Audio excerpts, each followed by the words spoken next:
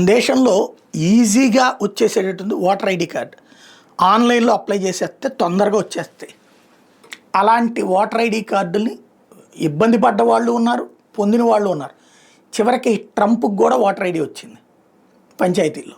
అట్లాంటివి సస్తాయి. అవి స్థానిక ప్రభుత్వ ఉద్యోగుల యొక్క వైఫల్యాలు లేదా వాళ్ళ నిర్లక్ష్యం కారణంగా జరుగుతుంటాయి. దాన్ని ఒక కుట్రగా, దేశవ్యాప్త కుట్రగా అభివర్ణిస్తూ ఏదైతే శాఖాపరమైనటువంటి ఉద్యోగుల తప్పిదాల్ని ఒక కుంభకోణంగా ప్రజల్లో తిరుగుబాటు తెచ్చే ప్రయత్నం చేస్తున్నటువంటి రాహుల్ గాంధీ అండ్ టీం మొన్న ఒక ఆమెకి 124 ఏళ్లకి ఓటు హక్కు ఇచ్చారు అంటూ పెట్టుకొస్తే అందులో పొరపాటు ఉంటుంది. ఇప్పుడు మనకి చాలామంది మన ఫోటో అసలు ఓటర్ ఐడి కార్డు మీద చూస్తే మన ముఖంలాగానే ఉండదు, అప్పచ్చి మొహాల్లాగా ఉంటాయి. అట్లాగే దాంట్లో ఇంటి పేరు తేడాలు, మొగుళ్ళ పేరు తేడాలు, ఇట్లాంటి బోలెడు వచ్చి వస్తుంటాయి.